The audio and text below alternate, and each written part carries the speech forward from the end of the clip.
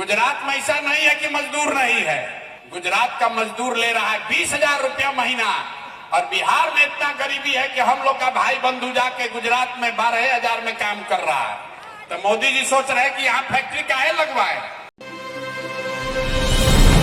બિહારમાં વિધાનસભાની ચૂંટણીની તારીખ હવે નજીક આવી રહી છે અને બધી રાજકીય પાર્ટીઓ અત્યારે જોરશોરથી પ્રચારમાં પડી ગઈ છે।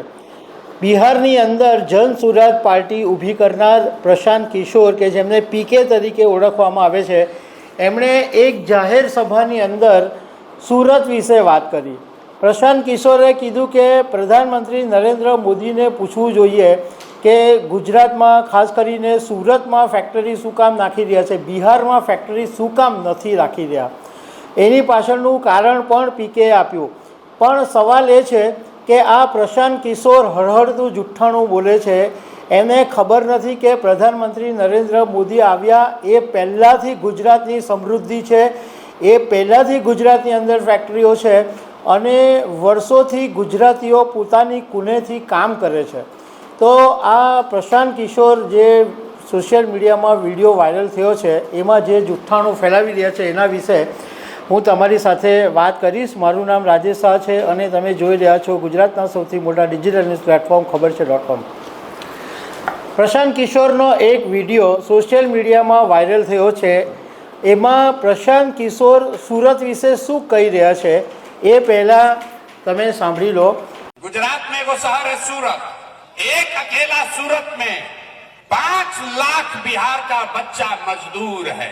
मोदी जी से जरा पूछिए, ए भैया सूरत में इतना फैक्ट्री लगवा रहे हैं, 2-4 फैक्ट्री लौरिये नरकटियागंज में काहे नहीं लगवा रहे हो? हम बताते काहे नहीं लगवा रहे। लौरिया में, नरकटियागंज में, मोतिहारी में फैक्ट्री लग जाएगा तो गुजरात में फैक्ट्री में काम करने के लिए 10,000 रुपया में लेबर कहां से मिलेगा। गुजरात में ऐसा नहीं है कि मजदूर नहीं है। गुजरात का मजदूर ले रहा है 20,000 रुपया महीना, और बिहार में इतना गरीबी है कि हम लोग का भाई बंधु जाके गुजरात में 12,000 में काम कर रहा है। तो मोदी जी सोच रहे हैं कि यहाँ फैक्ट्री काहे लगवाए। मतलब बिहार का लड़का का पसीना बह रहा है, अब माल कमा रहा है गुजरात का आदमी। वोट बिहार के लोगों का, अब माल मारेगा गुजरात का आदमी। ना सुनाई नहीं दिया, बोलो भाई होगा ऐसा।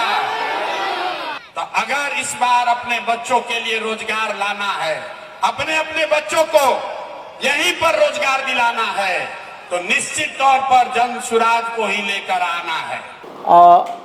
હવે પ્રશાંત કિશોરે વિડીયોમાં જે કીધું છે એ હું તમને પહેલાં કહું તો એમણે એમ કીધું કે એકલું સુરત એવું શહેર છે કે જ્યાં 5 લાખ બિહારના મજૂરો કામ કરે છે અને પીએમ મોદીને જઈને પૂછવું જોઈએ કે સુરતમાં આટલી બધી ફેક્ટરીઓ લગાવી છે તો 2-4 ફેક્ટરીઓ લૌરિયા નરકટિયાગંજ જે બિહારનો એક વિસ્તાર છે ત્યાં ફેક્ટરી કેમ નથી લગાવતા।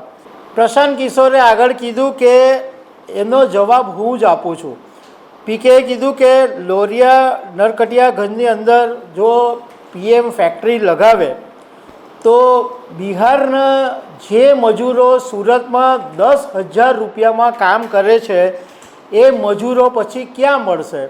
પીકેએ કીધું કે ગુજરાતની અંદર મજૂરોની ખોટ નથી, પરંતુ ગુજરાતના જે મજૂરો છે એમને 20,000 રૂપિયા પગાર મળે છે અને આપણા જે બિહારથી ત્યાં જઈને કામ કરનારા લોકો છે એને 12,000 રૂપિયામાં કામ કરવું પડે છે, કારણ કે બિહારની અંદર ગરીબી છે।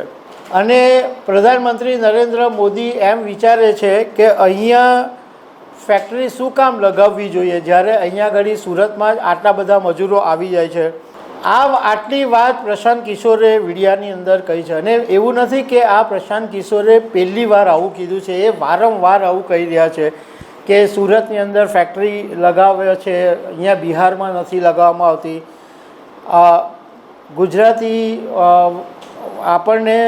ગુજરાતીઓએ આપણને મજૂર બનાવી દીધા છે એવું બધું વારંવાર પ્રશાંત કિશોર કહેતા હોય છે। પણ પ્રશાંત કિશોર આ બિલકુલ હળહળતું જુઠ્ઠાણું બોલે છે અને આ ગુજરાતને ભાંડવાની શું જરૂર છે એ એક મોટો સવાલ છે, કારણ કે ગુજરાતની અંદર બધું છે। ગુજરાતની અંદર સમૃદ્ધિ છે, ગુજરાતની અંદર ઇન્ફ્રાસ્ટ્રક્ચર છે, ગુજરાતની અંદર લો એન્ડ ઓર્ડરની સ્થિતિ સારી છે, ગુજરાતની અંદર બિઝનેસનો માહોલ સારો છે, આ વર્ષોથી છે. તો તમારામાં તાકાત હોય તો તમે બિહારની અંદર પણ આ ઊભું કરો ને. તમને કોણ ના પાડે છે? ઇન્ફ્રાસ્ટ્રક્ચર ઊભું કરો, લો એન્ડ ઓર્ડરની સ્થિતિ ઊભી કરો, બિઝનેસનો માહોલ ઊભો કરો, તમને કોણ ના પાડે છે? અને માત્ર ગુજરાત રોજગારી આપે છે એવું નથી, બીજા બધા સ્ટેટ પણ ધીમે ધીમે આ વિકાસના મોડેલ પર તરફ આગળ વધ્યા છે. મહારાષ્ટ્રની અંદર ફેક્ટરીઓ લાગે છે, તામિલનાડુની અંદર ફેક્ટરી લાગે છે, કર્ણાટકની અંદર પણ ધીમે ધીમે ડેવલપમેન્ટો થઈ રહ્યા છે અને ત્યાં ફેક્ટરીઓ લાગે છે. પણ પ્રશાંત કિશોરને એ વાતની ખબર નથી કે ગુજરાત કઈ પ્રધાનમંત્રી નરેન્દ્ર મોદી આવ્યા એટલે ચીફ મિનિસ્ટર કે PM બન્યા એ પછી કંઈ ગુજરાતનો વિકાસ થયો અને ગુજરાત સમૃદ્ધ થયો એવું છે જ નહીં. ગુજરાતનો જે ઇતિહાસ છે એ 500-700 વર્ષ જૂનો છે અને સુરત તો એક જમાનાની અંદર બંદર કહેવાતું હતું અને અહીંયાથી અંગ્રેજો બિઝનેસ કરતા હતા. અહીંયા આગળ સુરતથી જહાજ મારફતે લોકો વેપાર કરવા માટે જતા હતા. તો સુરતની સમૃદ્ધિ તો ત્યારથી છે, ત્યારથી લોકો ફેક્ટરીઓ લાગે, ડાયમંડની ફેક્ટરીઓ વર્ષોથી છે, ટેક્સટાઇલની છે, કે ઇવન ઘણી બધી જે ફેક્ટરીઓ છે એ કંઈ પ્રધાનમંત્રી નરેન્દ્ર મોદી આવ્યા પછી નથી લાગી. એટલે પ્રધાનમંત્રી નરેન્દ્ર મોદીએ ફેક્ટરી લગાવી અને ગુજરાતના બિહારના લોકોને મજૂર બનાવી દીધા.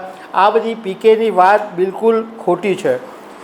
ગુજરાતીઓએ પોતાના આપ બળે આગળ આવ્યા છે, એમની પાસે કુને છે, એમની પાસે બિઝનેસ કરવાની આવડત છે. તો તમે તમારા બિહારની અંદર આ આવડત વિસ્તારોને તમને કોણે રોક્યા છે? તમે ત્યાં બધું કરો. તમારા બિહારની અંદર અત્યાર સુધી જંગલ રાજ ચાલ્યું અને કેટલા બધા વેપારીઓ જે પટનાની અંદર બિઝનેસ કરતા હતા, બિહારની રાજધાની, તો એ પટના છોડીને સુરત આવ્યા. શું કામ સુરત આવ્યા? કારણ કે એ લોકોને ત્યાં બિઝનેસનો માહોલ નહીં મળતો હતો. અહીંયા આગળ સુરતમાં બિઝનેસનો માહોલ છે. સુરતની અંદર જે કોઈ આવે છે એ કમાણી કરે છે. બિહારનો મજૂર હોય કે બિહારનો બિઝનેસમેન હોય કે ગમે તે હોય, સુરત આવે તો એને પૈસા મળે છે. અને આ ભૂમિ જેવી છે કે કોઈ પણ માણસ આવે અને જો એના મહેનત કરવાની તાકાત હોય તો એ કમાણી કરી જ શકે છે. તો દર્શક મિત્રો, આવી અનેક વાતો સાથે અમે તમને મળતા રહીશું. Thank you very much.